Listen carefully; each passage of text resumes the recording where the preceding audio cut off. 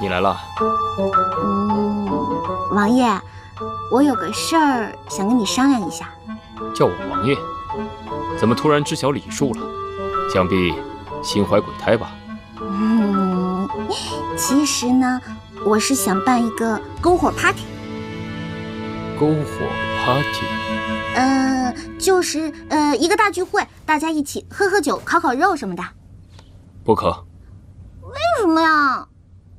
我朝勤俭兴邦，而我等身为皇子，必须更加严于律己，以身作则。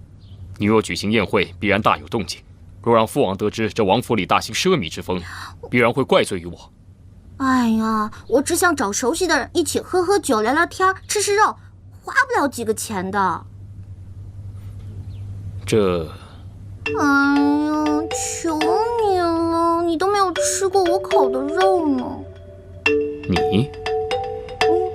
保证你吃了我烤的肉，一定赞不绝口，乐得合不拢嘴。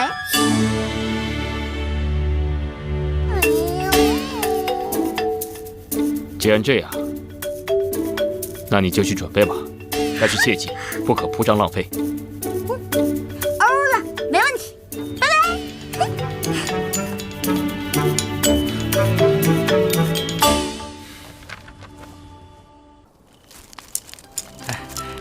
这是一种小虫子，哎，尝尝这个，好，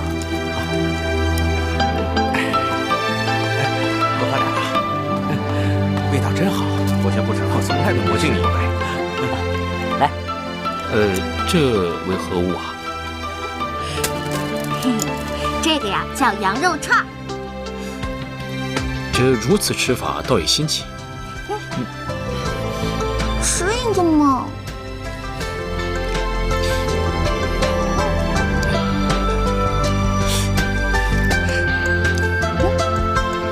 三哥怎么样？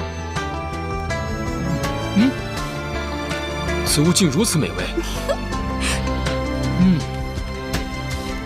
来，王爷，来。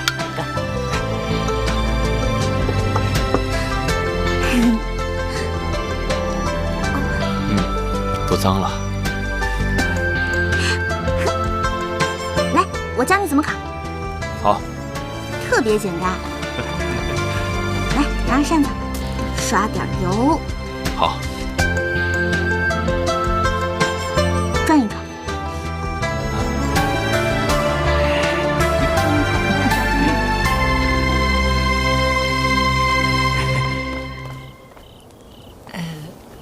不好意思啊，打搅一下你们小两口。哎，王爷，我先借轻柔一下，一会儿还你啊。等我啊。这我也来试试啊。王爷，我帮您烤吧。慢着，让本王自己来。来来。哎呀，好了没呀？大头那边都准备好了，你快一点儿。OK， 你那边，我那边。OK。来，好，王爷，你快点。来。小四，干嘛？跟我来。去哪儿啊？有一份大礼要送给你哦。这酒菜不就已经是大礼了？还有什么呀？哎呀，跟我来啦！哎，快点！哎，来喝。哎，过来！你带我到这儿来干什么呀？劫财还是劫色呀？你想得倒美！快开！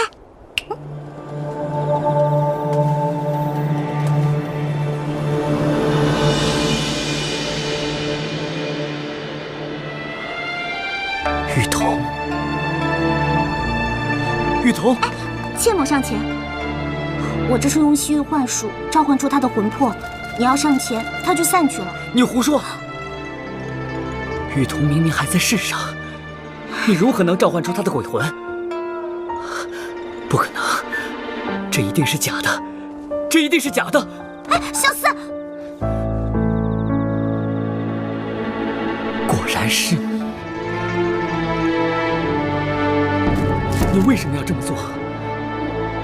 我们只是想让你开心一下。逗我开心，逗我开心，就用这种魑魅魍魉之术来哄我吗？叶轻柔，你们太过分了！小四，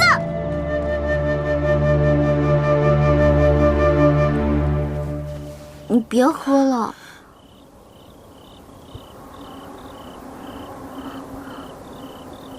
小四，我知道我错了，我给你道歉。那你能告诉我，雨桐到底是谁吗？告诉你也无妨。雨桐是我心爱之人。雨桐与旁人不同，她虽然说是女儿身，但是酷爱戎装，常常陪我骑马、打猎，经过不让须眉。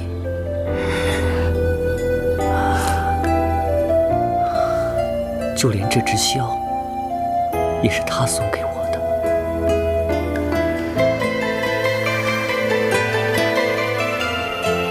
难怪。那他现在人在何处呢？他人在哪儿？我也不知道他人在哪儿。他仿佛就像在人间蒸发了一样。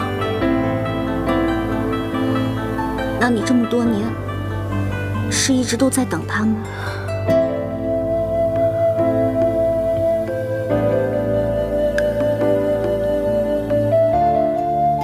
青柔，你爱一个人，你可以等多久？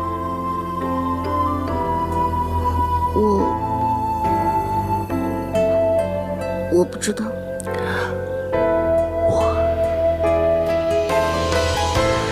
我可以等他一辈子。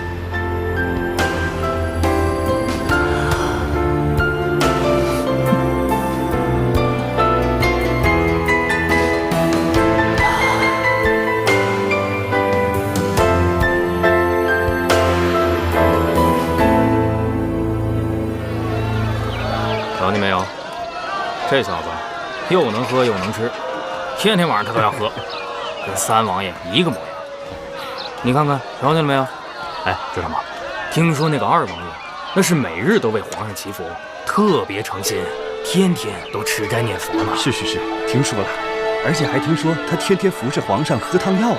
哎呀，真是个大孝子啊！哎呀，不错，我想这二王爷将来必定有番作为。是啊，这要跟当年圣上一样，那咱们百姓可就享福了啊！对，是不是啊？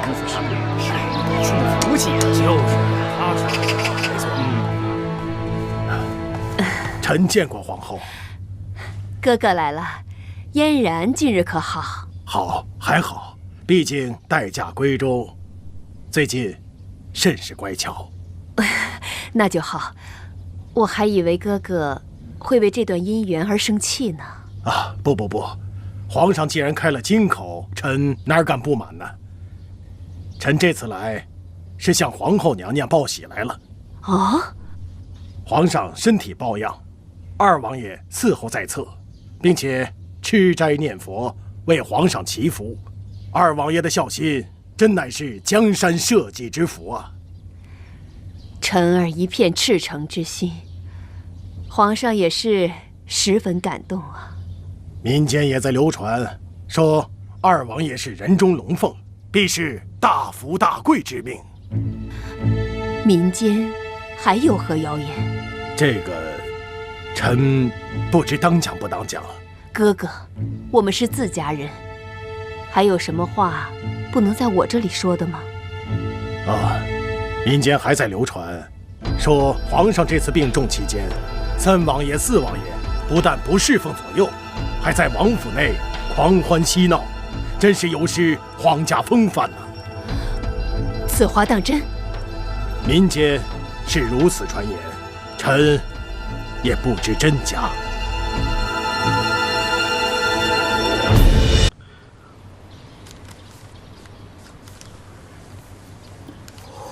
这是草书，看明白了吗？王爷，参见王爷。免礼。大同，你怎么来了？王爷，晴柔，我在市集上听到一些传言，特来告知你们。哦，是何传言？大家都在说二王爷宅心仁厚，皇上身体不好时，天天在身边伺候着。倒是说你，我怎样？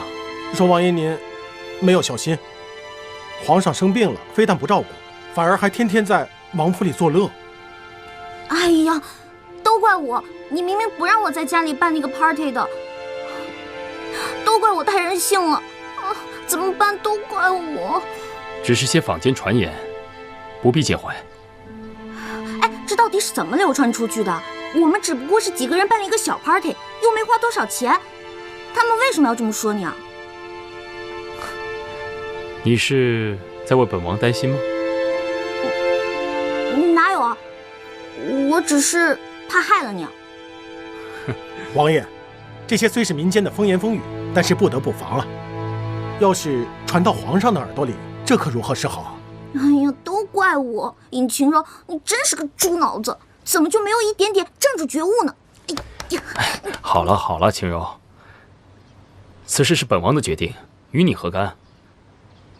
你们也不必烦忧，何况本王本就无这争夺皇位之心，所以此事啊，并无大碍的。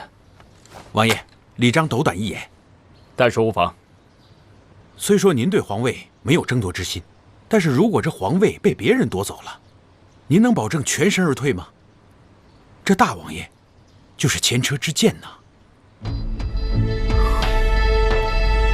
谢延启，你之前无夺嫡之心，是因为大哥宅心仁厚，有明君之相。如今大哥已逝，若这皇位让二哥夺了去，世间必将生灵涂炭。如此这般，你必须好好想想了。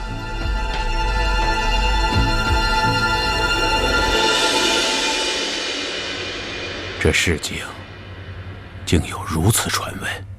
是。这市井之言不可轻信呐。这齐儿的秉性，你我都清楚。朕在病中，这齐儿每日都进宫，照顾在侧呀。你看，他看朕的腿脚不好，就给朕送来了这个轮椅，说是找能工巧匠特意为朕做的。你看他什么时候把孝心挂在嘴边了，还不都是付诸于行动吗？可事情为何又有此传闻呢？这其中必有蹊跷啊！要是一儿活着，你我就不必为此担忧了。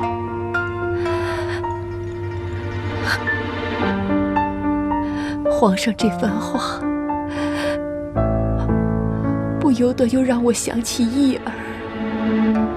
唉，不要难过，朕的身体也大不如前了。我看最近朝堂之上，为了皇储之事，也有些异动。我们还是趁早决定吧。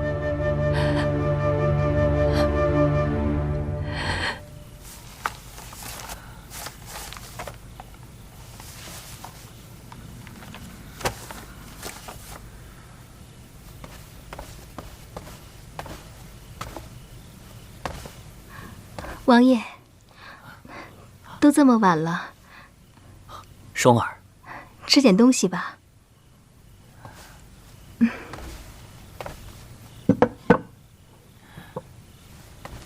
外边可有耳目？王爷放心，都已经离开了。双儿果真聪明。过几日，相国大人会正式设宴，收你为义女，你要好好把握机会，双儿知道。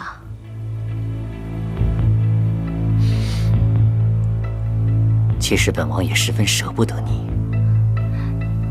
双儿明白，凡事都要以大局为重。今后双儿不管身在相国府，还是灵齐王府，双儿的心都会在王爷这里。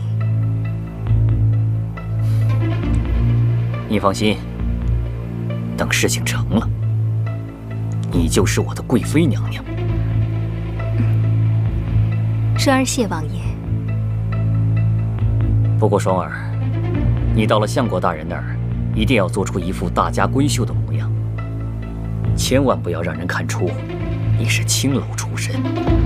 王爷放心，双儿定不负所托。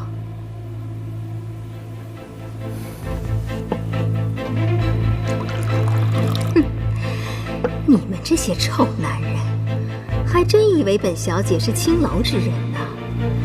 本小姐那可是下得厅堂，上得大床，岂是你们这些古代的蛮人所能理解的？早晚有一日，要让你们为轻视我而付出代价。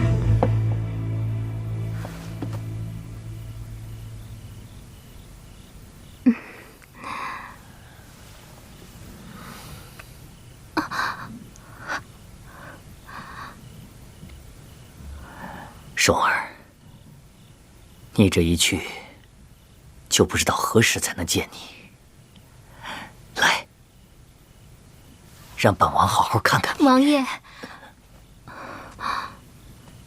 佛祖面前，你不怕遭天谴呢？哼，我就是天，这酒肉戒都破了，再破一戒，那又如何？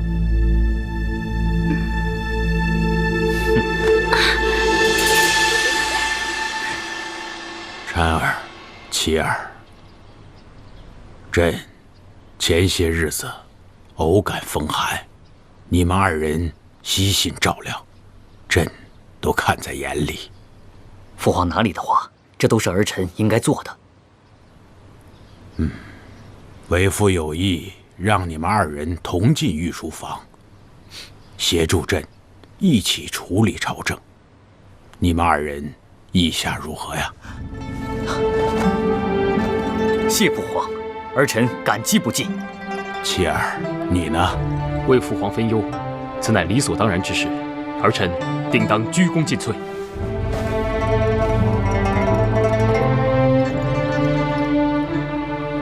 起来吧。谢父皇。你们兄弟二人一定要齐心协力，协助父皇。是。好了，下去吧。儿臣告退。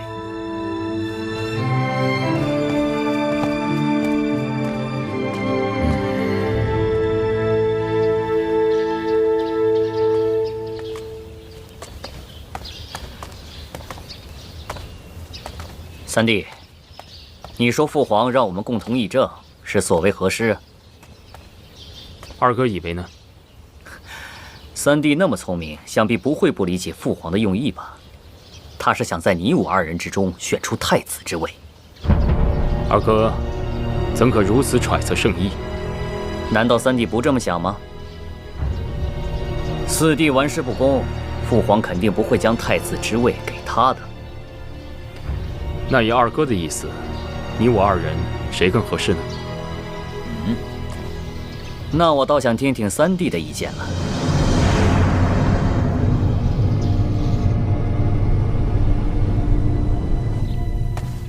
王爷，相国府送来的信。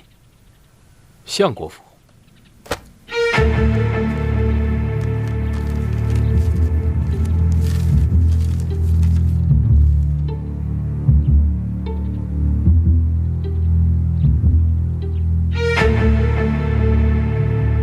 相国此举，到底意欲何为？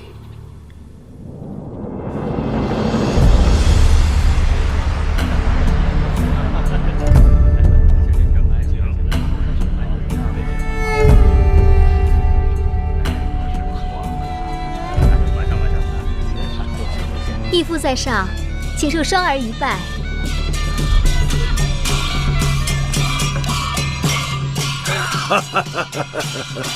双儿，起来吧。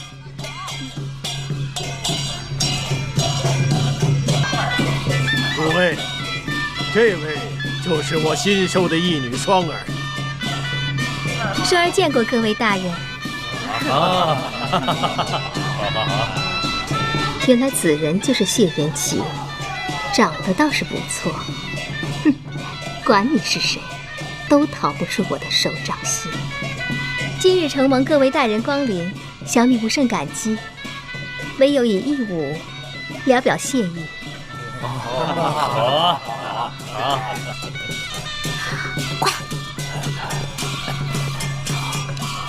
妹子，王爷不让你来，自有他的道理。你为何如此固执，来凑这个热闹？他不让我来，我偏来。哎，不是我说，我让你来是让你跟你家嫣然相聚的，不用管我，该干什么干什么去吧。我走了，你们能行吗？放心吧，没有问题。记住啊，千万不要闹出动静，我一会儿回来接你们。哦嘞。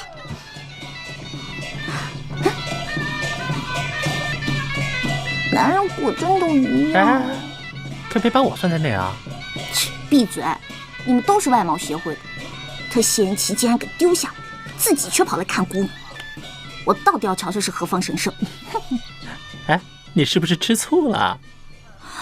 啊呸！本小姐逆反心理重，你不知道？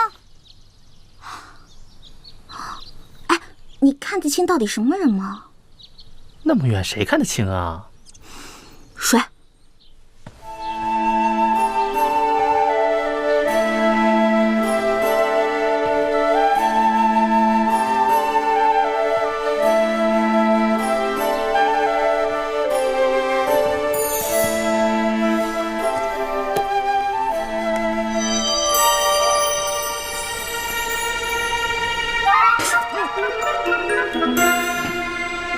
阿果，你快掐我一下！这真的是他，我不是在做梦吧？你没有看错，除了他孔双双，还能有谁啊？我去，真是冤家路窄啊！没想到这个女魔头也穿越过来了。看来这周大同啊，说的是真的。怎么办啊？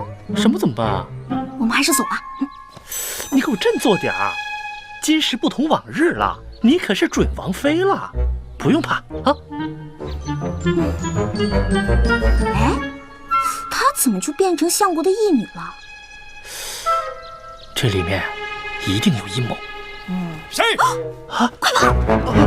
站住！快点！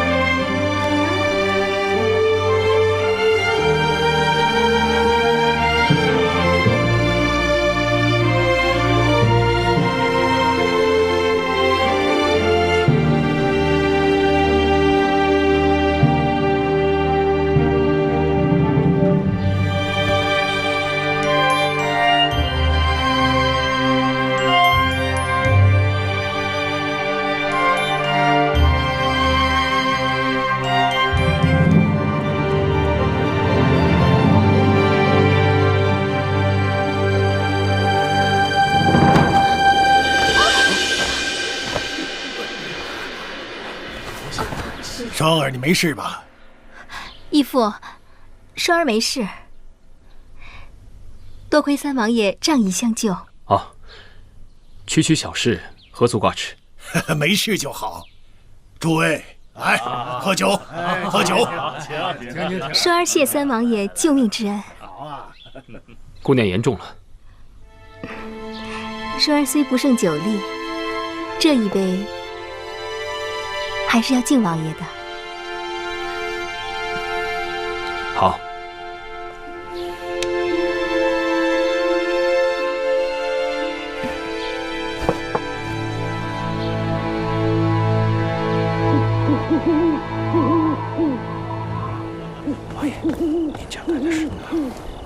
王爷，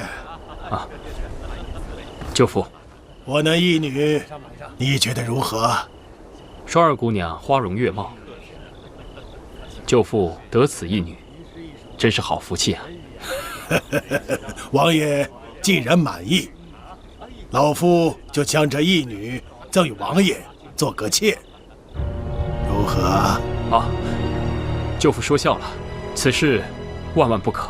哦，你这是嫌弃我那义女不够姿色，还是嫌弃老夫我高攀不上啊？当然不是，舅父，您喝多了。我清醒得很。小女嫣然自幼跟你青梅竹马，老夫早就把你当成半个儿子，可没想到啊，也罢，嫣然她没有这个福气呀。舅父，嫣然与尹浩乃是天生一对，舅父您就不要再介怀了。你已经有了王妃人选，老夫不勉强你，可老天可怜老夫，又给了老夫一女。老夫这一女出尘脱俗，虽说是个义女，送给你王爷做个妾，也不会辱没了你吧？老夫就把她托付给你了，也算了了老夫的一个心愿。舅父，您真的喝醉了？我没醉，没醉。双儿，义父，王爷，双儿，我把你托付给王爷，你可有异议？双儿并无异议。双儿既无异议，那老夫就做回主，这事儿就这么定了。舅父，这盛情，言其实在不能接受。你，王爷可是嫌弃双儿？义父既然已经开口，王爷如果不要我的话，双儿还有何颜面活在这世上？双儿不如死了算了。不，双儿姑娘，你误会了。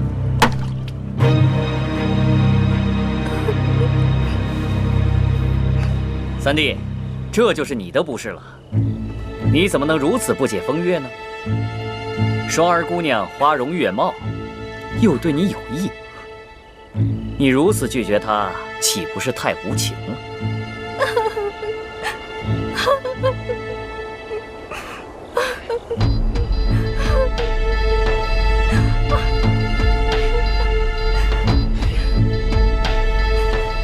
那若是这样，就先让双儿姑娘暂居舍下，日后再议吧。王爷，这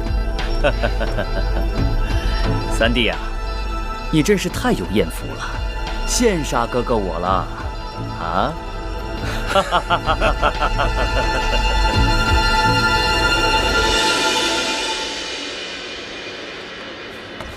王爷，双儿姑娘到了。请进来吧。是。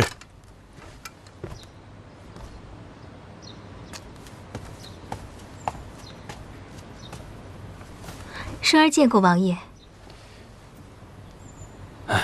双儿姑娘，就让李章送你去房间吧。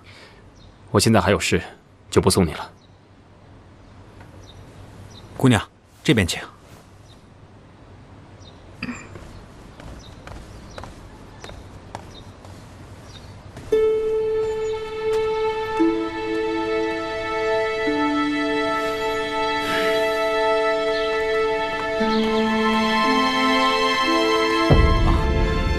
双儿姑娘，这位是王爷未过门的王妃尹姑娘。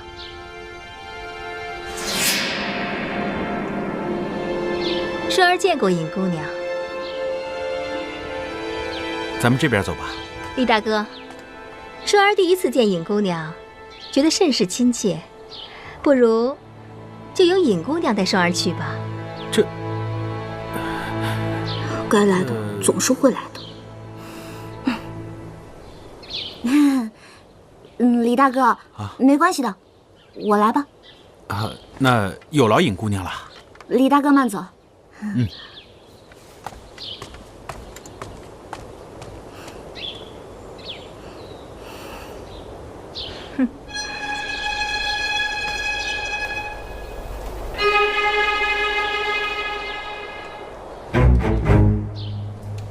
不错嘛，尹清柔，这都混成王妃了。你说古代人的眼睛是不是都长背上了？就你这种货色，也能混上王妃？难不成是因为这古代没有美女吗？不对呀，我不就在这儿吗？尹清柔，我这都过来了，识相的，你就给我马上消失！孔双双，我告诉你，这可是古代，我不怕你。这儿没有什么剧组，也没有什么大明星，更没有什么小助理。哼，跟我来。哼，进来吧。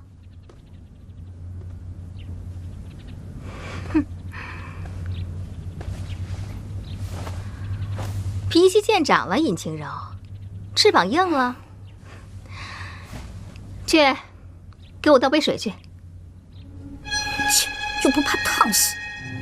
哎，不对啊，我为什么听他的话？孔双双，我可告诉你，现在可没有什么大明星，这儿是古代，大家都一样，还轮不到你使唤我呢。看来你是不打算穿越回去了。回去以后，我还是我的大明星，你还是你的小助理，这一点是改变不了的。你最好跟我小心点儿，识相的就好好伺候我，别惹怒了姑奶奶。你，谢延启，这事我跟你没完。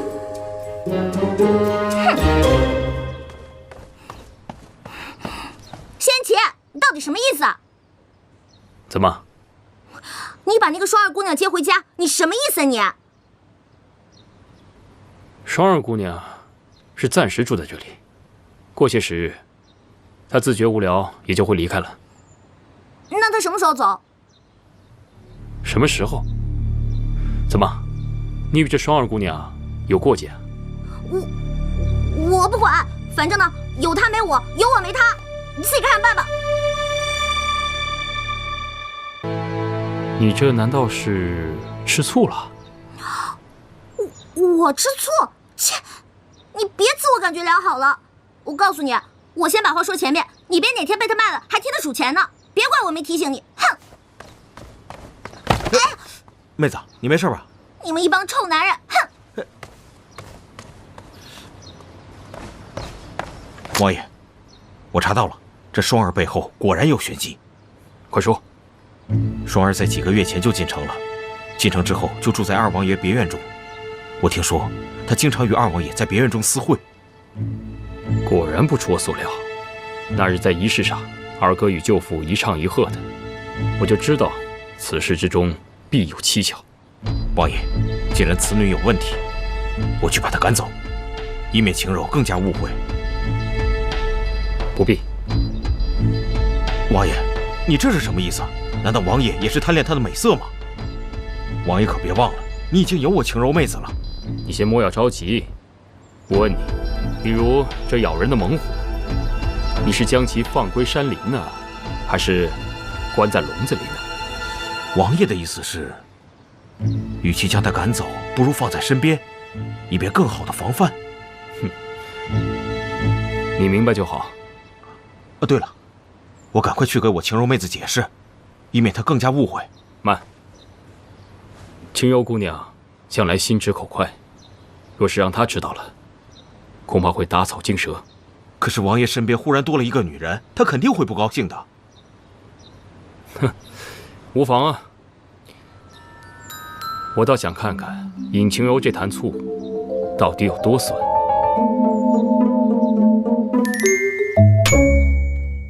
王爷，何事啊？双儿姑娘求见。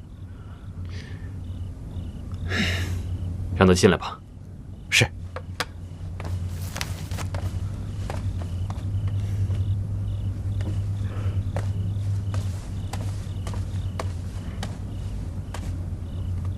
双儿见过王爷。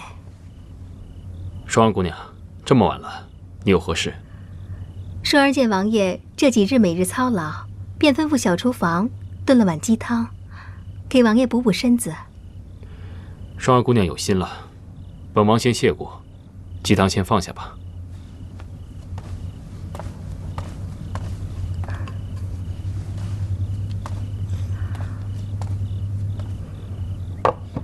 王爷，双儿有些话想跟王爷说。但是无妨，本王自然洗耳恭听。坊间有很多关于双儿的传闻，不知道王爷是否知晓？哦，是何传闻？不曾听过。坊间都传闻说，双儿与凌尘王有染。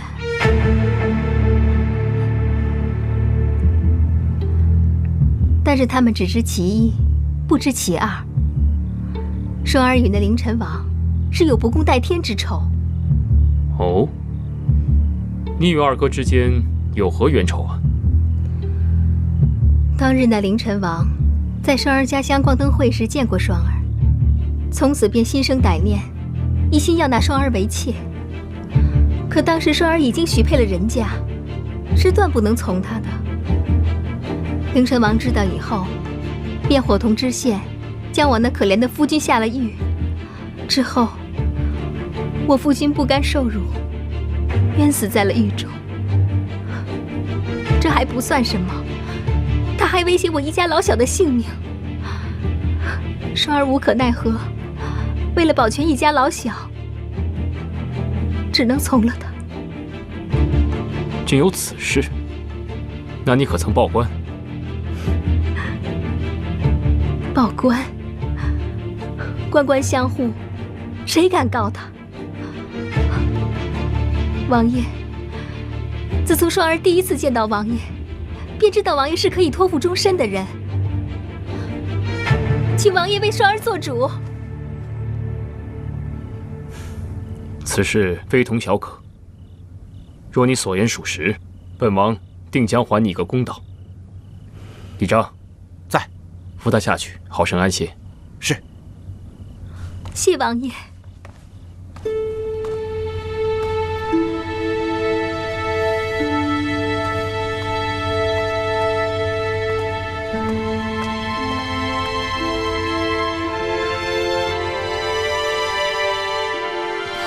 真的假的？他真的这么说吗？是啊，言辞恳切，就连我这个粗人听了都义愤填膺。我的天，他都能拿奥斯卡了！奥斯卡？哎呀，就是我们家乡那边一个说瞎话表演状元奖。哦，对了，谢安琪怎么讲？王爷也没说什么，就说一定要将此事过问清楚。李大哥，你一定得信我，这孔双双肯定没安什么好心，你一定得处处提防啊。放心吧，那李章先告退。好，李大哥慢走。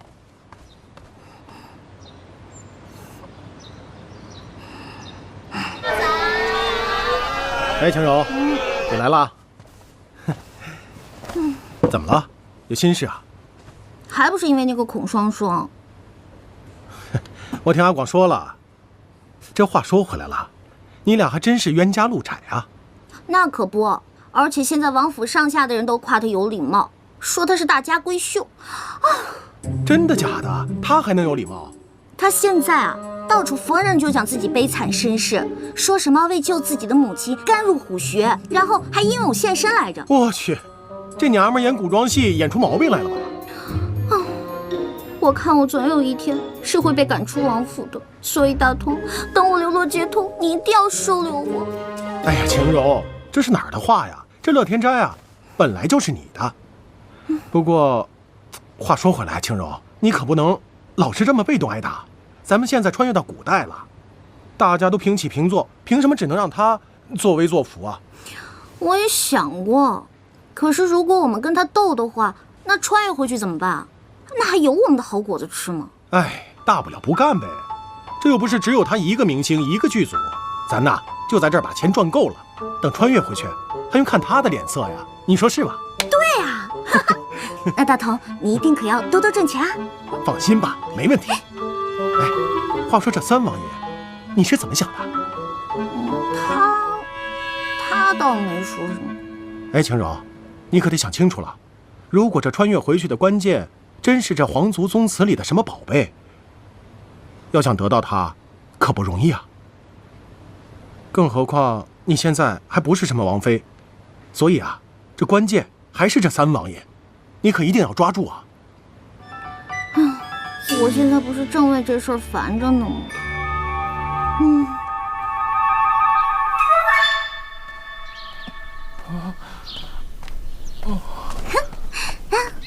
阿广，晴柔，你怎么了，阿广？这些还不都是孔少商要的胭脂水粉，可沉死我了。这些都是你买的？哪儿啊？他嫌厂里的胭脂水粉都不够细滑，怕伤了他那吹弹可破的小脸儿，所以从香膏到腮红都让我样样亲手做给他。从昨天晚上到现在，我一刻都没歇过，快累死我了。那你干嘛听他的话呀？我这不都被他逼的吗？不行，我们得反击，给他点颜色看看。红色还是黄色啊？你说的倒容易，怎么给他颜色看啊？阿广，你试过辣椒粉、腮红吗？你这是要弄死我呀，姑奶奶！瞧你那点胆儿，还想不想翻身农奴把歌唱啊？我当然想啊！我现在就听到他的声音，我就后槽牙发紧。那你一切就听我安排吧。我现在呢可是准王妃了，仙齐也不敢把我怎么样。在这个灵齐王府里，我现在是最大的了。那你可得罩着我啊！放心吧，就等着你放开手脚，大干一场啊！得嘞，看我不整死丫的！哼！双双姐，做个东西那么慢，你手癌呀？哟，瞧你这话说的，您吩咐的东西我不得认真做啊？这一认真啊，难免就耽误点时间。这都什么东西啊？这瓶子上不是写着呢吗？哎，双双姐，这可都是按照你给的单子上的方子配的，要是出什么问题，你可别怪我。能出什么问题呀？我都用这么长时间了，站着干嘛？赶紧走啊！我还巴不得呢。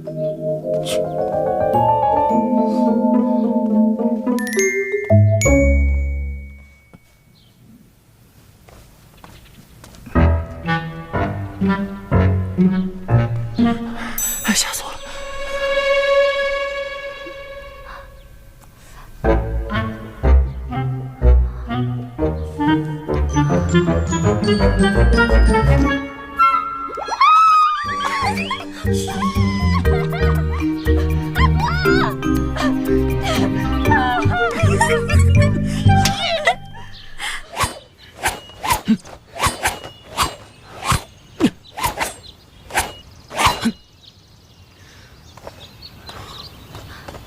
王爷啊，不必。切，真受不了。双安姑娘，你这脸……双儿还有些事情，就先走了。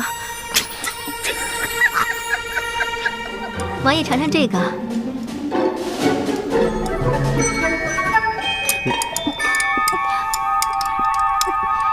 双安姑娘，本王有话与你说。王爷有何吩咐？本王独来独往惯了，你这样天天黏在本王身边，本王实在不适应。以后，双儿姑娘还是多做些自己的事情吧。这王府各司其职，双儿只是不愿意做一个闲人罢了。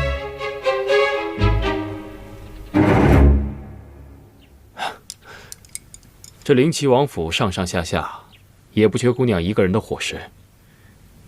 何况你是客人，啊，我怎能让你去做那些下人干的活呢？没关系的，王爷。双儿只是不想做一个吃白饭的人，而且付出劳动，双儿也比较安心呐。啊，既然这样，那就让李大哥给他安排活干啊。也好，也好。那吃饭吧。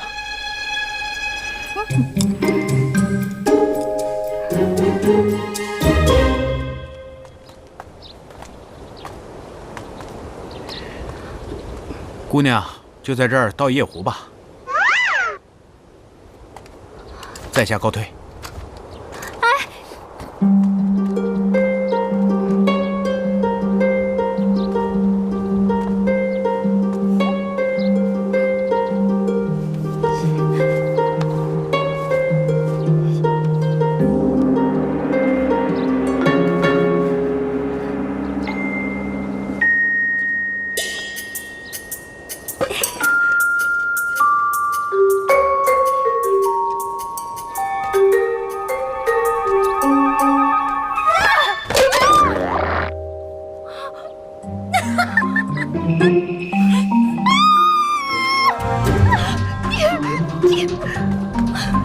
李大哥，你看他那个样子，活该。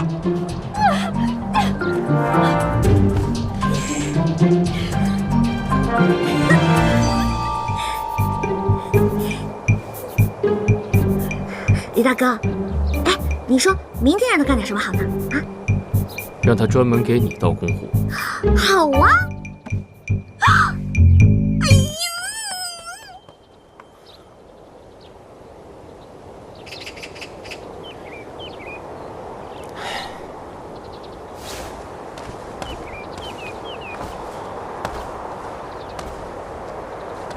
王爷，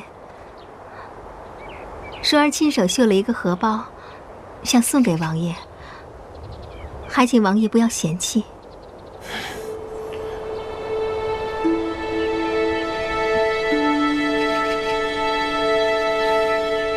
那本王收下了，多谢双儿姑娘。太好了，双儿还怕王爷嫌荷包丑陋，不肯收下呢。本王会吩咐下去，不再让你做那些粗重的活计。没关系的，王爷，双儿愿意。如果没有其他的事情，双儿就告退了。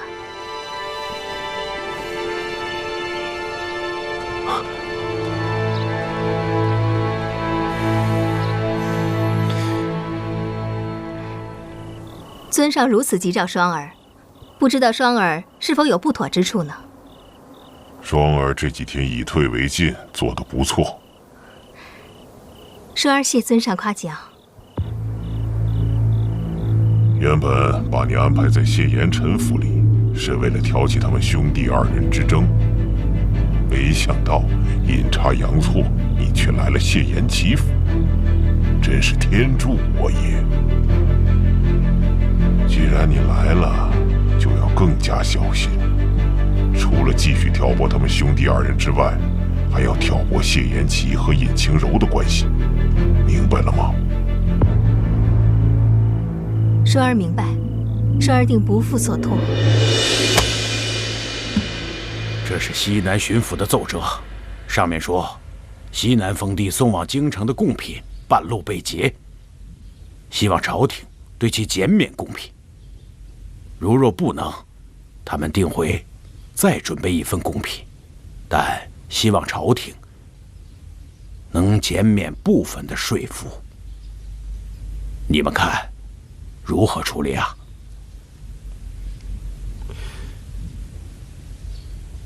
这样吧，这件事情你们回去要好好的考虑，明日早朝再与我商议。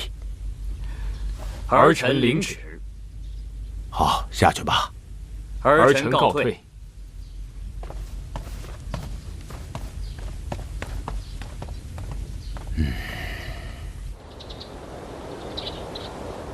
父皇今日只召见我和三弟议政，根本没叫老四。这就已经说明了他是要拿此事考验我俩。上次在万花会我略输一筹，这次我一定要拿下一城。这次的确是个好机会，我们不但要好好的表现一番，还要拖一拖他谢延启的后腿，接着给他制造点麻烦。舅舅有何良策？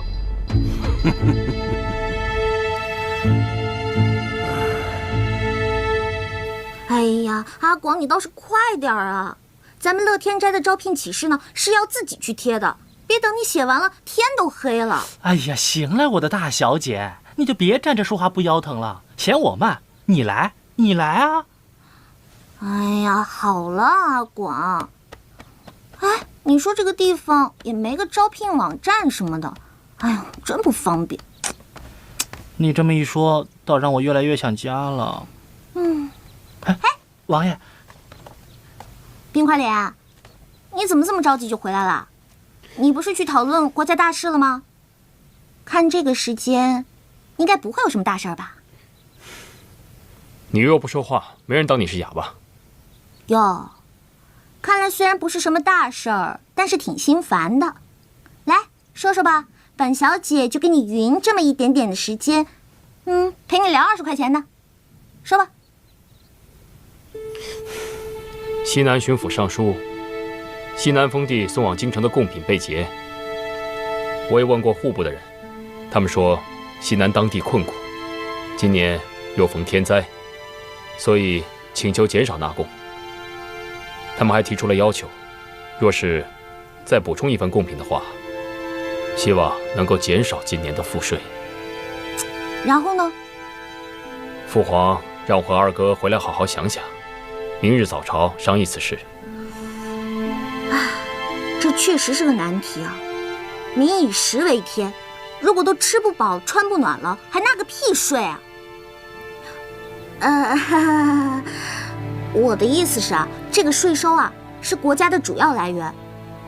可是如果说减就减的话，那岂不是成了儿戏？但是这既加税又上贡的，这未免也太不近人情了。哎呀，好纠结哦。看来你倒也明白，所以我也在考虑，到底应该如何是好啊？这西南贡品到底是什么？得有多值钱呀？能让别人冒着杀头的罪都得去截胡？你不招人讨厌的时候，还是挺有用的。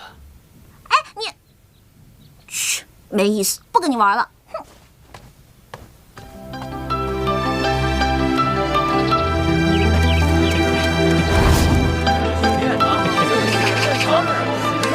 各位父老乡亲、大哥大姐、弟弟妹妹、叔叔阿姨、大姑大婶儿，大家走过路过，千万不要错过。有钱的捧个钱场，没钱的捧个人场。多多支持啊！小妹不才，乐天斋老板之一。这乐天斋呢，就位于长安街的繁华地段，环境优美，物美价廉，童叟无欺，还请大家莅临指导。欢迎欢迎！来，现在乐天斋啊，需要招聘掌柜1名、账房1名、sales3名和库房管理员1名。同时我们的薪水也比其他同类店铺高3成。大家走过路过不要错过啊！来，回去多跟兄弟姐妹们宣传啊！多宣传，有优惠啊！有优惠价啊！谢谢。西南上奏，封地送往京城的贡品被劫，又逢天灾，请求今年减少贡赋。众爱卿，你们意下如何呀？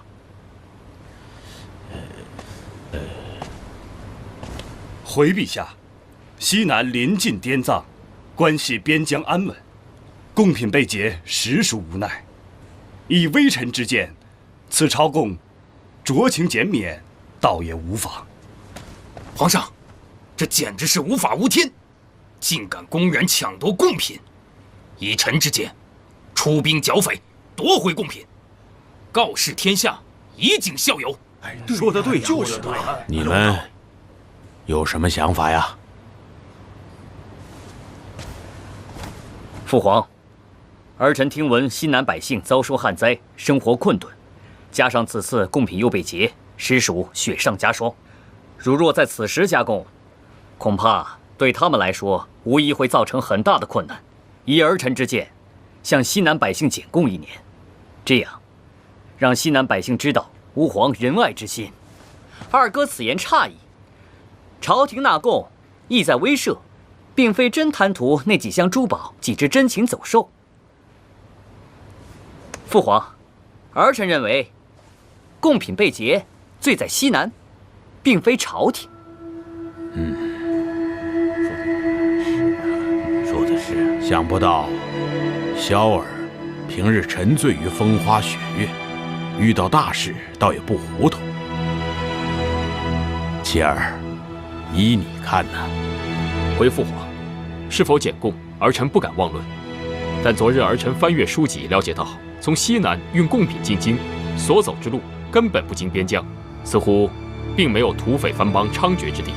而这贡品之中，除了少部分珍贵药材外，大部分都是重超1000斤的天青石。这种石材我朝有规定，仅限皇家使用。儿臣只是奇怪，像这种沉重又无人敢买的天青石，他们就是真的劫了去，又有何用呢？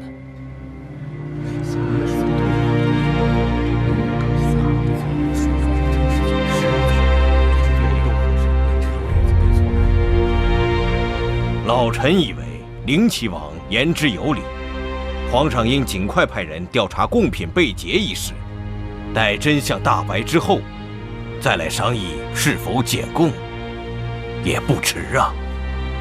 好，准奏，就按爱卿说的办。父皇，儿臣请旨前往调查，还望父皇恩准。这件事稍后再议吧。是。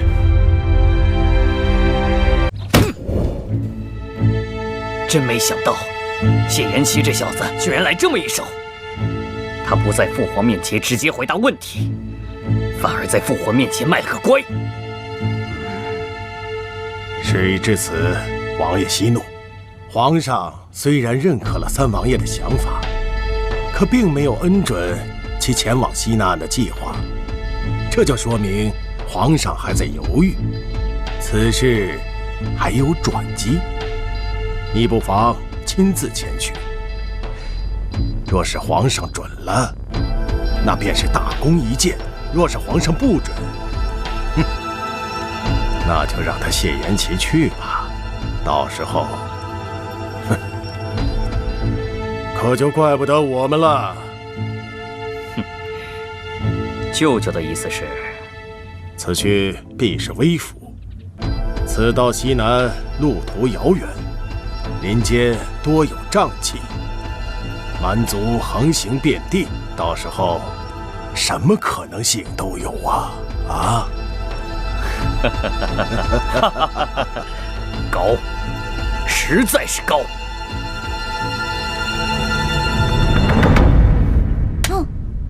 我说王爷，你都看了半个小时了，到底想好了没有啊？王爷，西南地处边陲，民风彪悍，要是查案，我去就行了。您不必以身犯险。以身犯险是小，怕王爷是在故意躲避某人吧？哇，独孤，你可回来了，我快想死你了。我也想死你了呢。独孤参见王爷。回来就好。刚才听你的话，你也不赞成本王前去西南。我想先问一句，王爷此去西南调查贡品一案，是不是故意在躲避与二王爷的正面冲突呢？当然没有。独孤跟随王爷这么多年，对王爷还是很了解的。一旦被说中心事，就是这个表情。不管是查案还是躲避，王爷决定前往，我以后定跟随左右。那可不行，你大婚将近，不能擅自离开的。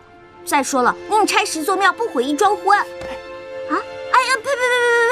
不能么说这种不吉利的话啊！童言无忌，童言无忌啊！晴柔说的对，你与嫣然大婚在即，本王绝对不会让你去冒险的。就是啊，你们早一天成亲，那个杜印才会早一天死心嘛。你这个人要以大局为重的，且行且珍惜。看来来得早不如来得巧，老天让我这个时候回来，注定要陪王爷走这一遭了。王爷若有你的陪伴，我大可以放心了。那我也要去。你去做什么？我们此行前去办案，又不是游山玩水。我也是要去办案的呀。你们听说过金田一吗？你们听说过柯南吗？告诉你们，这些我在老家全部都看完了。你们听过吗？真相只有一个。王爷，不如带尹姑娘一起去吧，她鬼主意多，到时候也更热闹一些。好吧。哎，还有我，我可以帮你们易容。哦，对。也罢，算你一个吧。可是，父皇尚未恩准，能否同去，还未可知啊。记得上次我要吃那个叉烧包，这次你一定要给我带上，不然在路上我万一饿了，我又吃不着了。啊，对，还有那个什么啊，我想想啊，反正把好吃的全部都得打包。父皇，儿臣想前往西南彻查贡品被劫一事，望父皇批准。你想明白了？儿臣一时糊涂，只想让天下的百姓共沐皇恩浩荡，却没有细心想贡品被劫的细节。是儿臣的失职，三弟他心思细腻，这一点儿臣有所不及。但尺有所长，寸有所短，只要我们兄弟齐心协力，何愁我江山社稷不繁荣昌盛呢？你能这么想就对了，也不枉我对你一片心思。你母后昨日还和我提及你的事情，处处为你辩解，希望你不要让她失望啊。贡品的事情就算了，我刚刚准了你三弟，让他亲自微服查明真相。可是父皇，好了，你下去吧。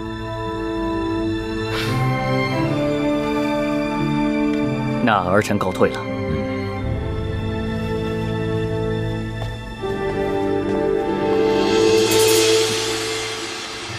来，1号，哎，我是1号，快，我是1号，有经验的啊！你好，我们呢考的是你们的数字能力和应变能力。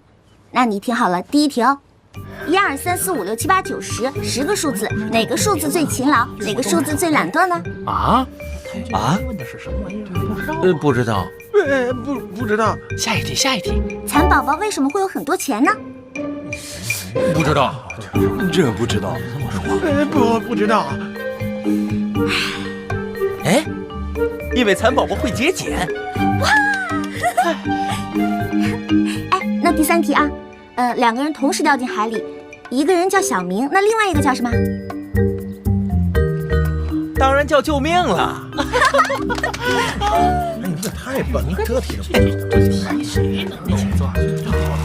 第一题，1、2、3、4、5、6、7、8、9、10，10个数字，哪个数字最勤劳？哪个数字最懒惰呢？第一最懒惰，第二最勤劳。哦，为什么？因为一不做二不休嘛。第2个问题，麻雀一直叫个不停，怎么样才能让它不叫呢？这个压它一下，鸦雀无声嘛。我也问一个。哎，这怡红院呐来了3位姑娘，可是老鸨呢只需要1位姑娘，这可怎么办呢？凉拌。跟您开玩笑呢，我们还没问完问题呢。然后呢，这个老鸨呢就想了一个办法，让这3位姑娘呢从一锭银子面前经过。第1个姑娘呢见到了银子，把它藏了起来；然后第2个姑娘呢见到了银子，捡了起来，交给了老鸨；这第3位姑娘看到银子，立马跑去找老鸨，老鸨还把银子分给她一半。你说老鸨会选哪位姑娘进去呢？第2位。为什么？因为他人品好啊。再想想，再想想。那就是第3位，因为他有眼力劲儿啊。废话，当然是找那个脸蛋最美、身材最标致的那个了。这哪来的？好漂亮啊！你都到那种地方工作了，还要德行干嘛？整顿风气呀。哎呦，真不愧是在那里生活战斗过的，这读万卷书不如行万里路啊！你不信呐？你不信，随便找几个老鸨问问，看他们是怎么回答你的。他说的呀，是对的。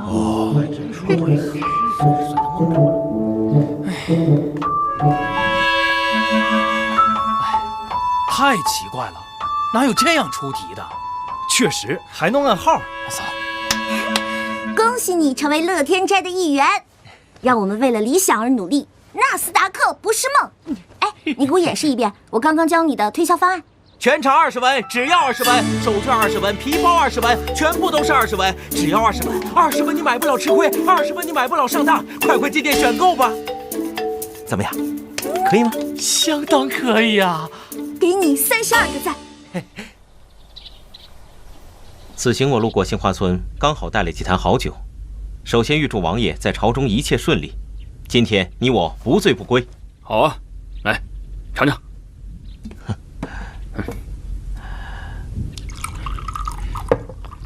干一杯，请。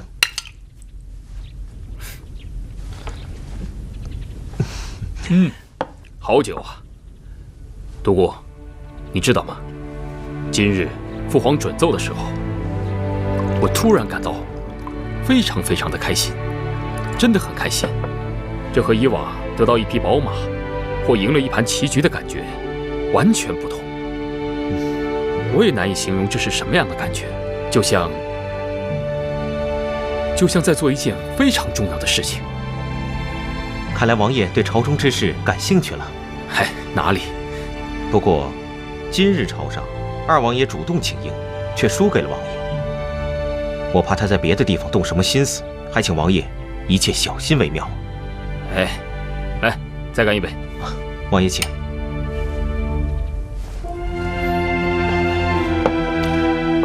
其实啊，你们都不了解二哥。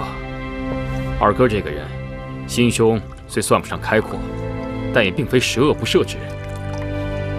小的时候，他对我非常之好啊。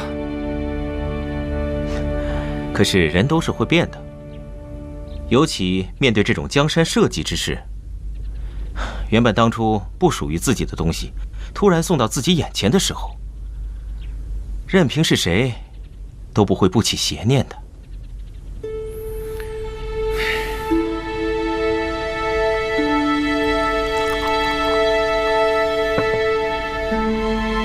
来，干杯！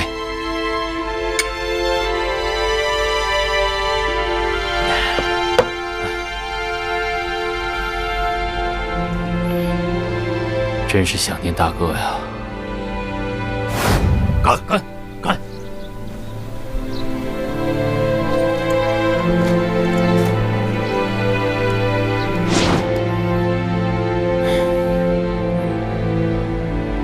再喝一杯。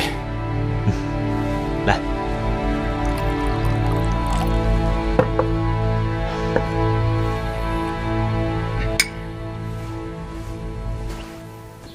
哎，我跟你说，这当考官的感觉可真爽啊！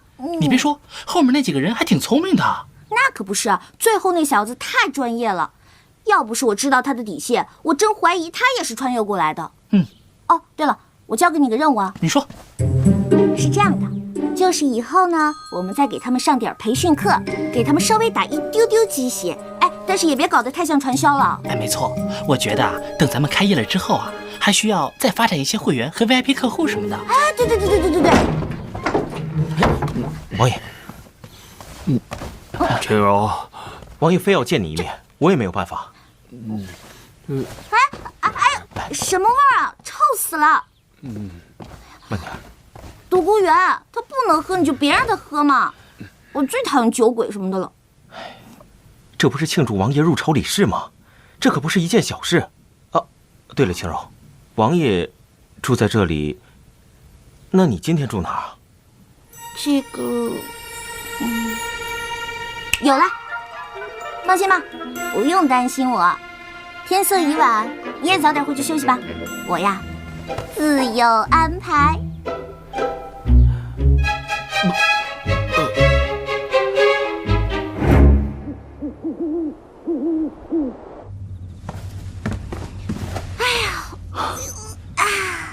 尹清柔，你可真行，就这么横冲直撞的来我房间。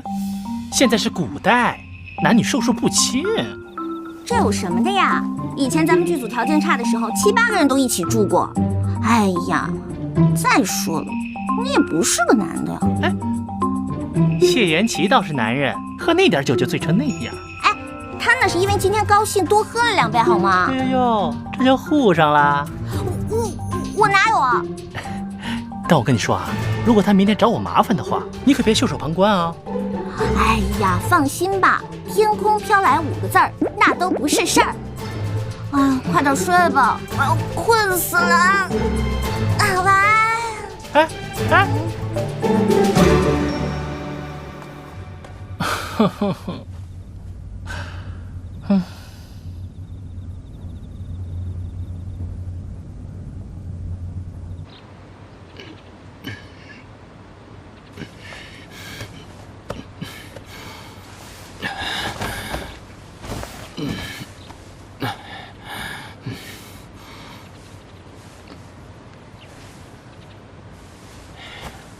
大胆！未经本王允许，谁把我的违章换得如此艳俗？来人呐！王爷，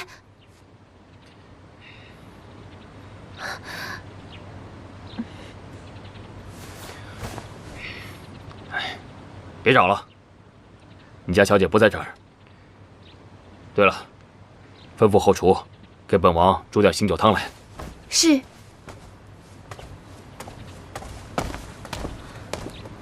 王爷，这你，尹清柔，王爷昨晚睡你这儿，那你睡哪儿啊？要你管。我昨天晚上睡柴房，不行吗？我想学学卧薪尝胆，不行吗？你当真是睡在了柴房？当然是假的啦！你不是告诉我把这里当自己家吗？于是我就真把这儿当自己家了，所以呢，我就睡在了某个下人的房间里。哟，这可了不得了，有道是男女授受不亲，景柔姑娘这么做不太好吧？他不是男的。哎，我，他分明不是什么？不是男的。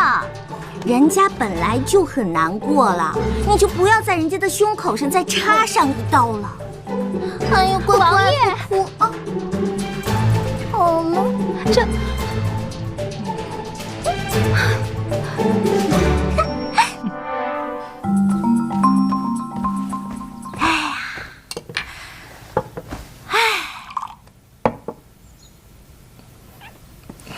哎，你说这年头，男人难做，女人难做，哎，像我这种情况更难做。这孔双双不咬人能死啊！都说一山不容2虎，除非一公和一母。青柔，我看你以后啊，还是得小心点儿。哎呀，你就别抱怨了。我把皇上赐我那些布料任你随便选，还不行吗？真的假的？我看了好长时间那些料子呢。哎，你说我做一件什么呀？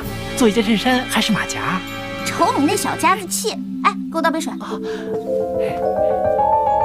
喝茶。小姐，你回来啦？小姐，喝茶。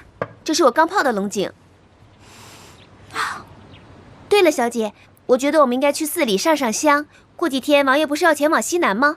我们可以替他去求个平安符，顺便什么？我看你是想出去玩了吧？好啊，我正要说的是，你想得好，想得妙，想得呱呱叫。最近天气这么好，我们刚好去山间走走，强身健骨，陶冶一下情操。你这个想法不错。太好了，我这就要门房准备马车，我们去法门寺。哎，不，我们不去法门寺，我们去清源寺。清源寺？这帮古代妇女是有多无聊啊！一年到头的 social 活动，除了花卉就是花卉，哦，还有上香，真没意思。好了，走吧。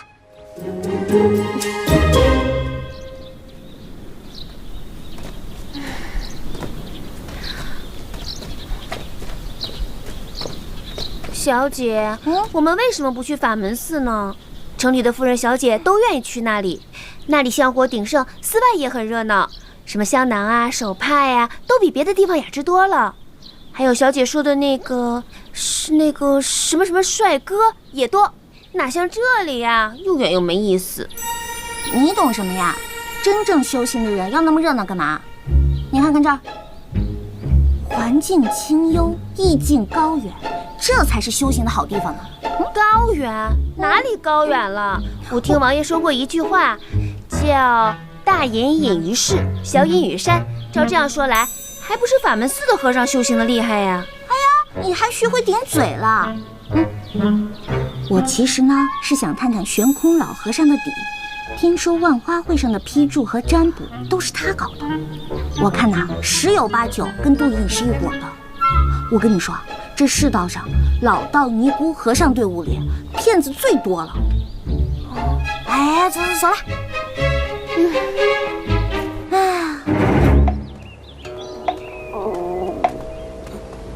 你又饿了？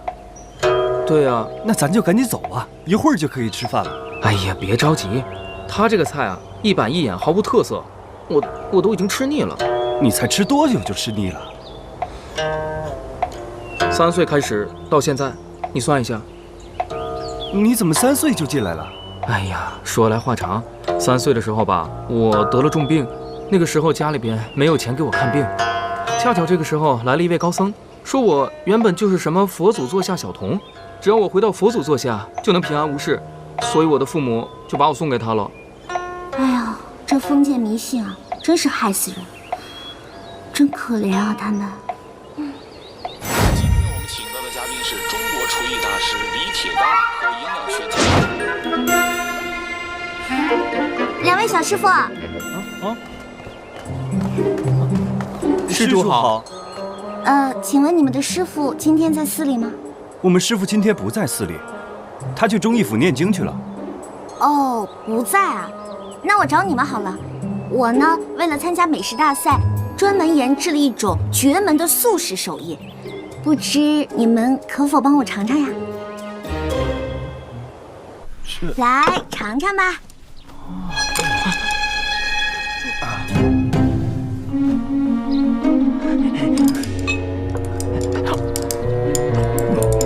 好吃吗？哎，你们别光顾着吃啊，我家小姐问你话呢。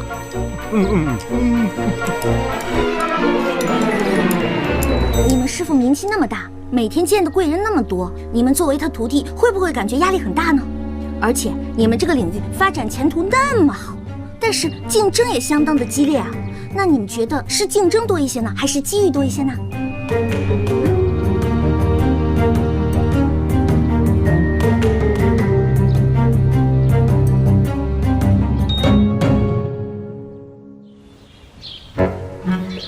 照这俩小和尚说，看来真是悬空搞的鬼啊！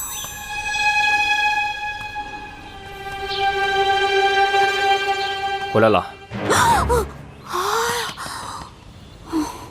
我听说一般女子出去上香，没个1天半日根本回不来，你为何如此快啊？我能是一般女子吗？哦，不是吗？那当然了。那我倒要试试，跟我来。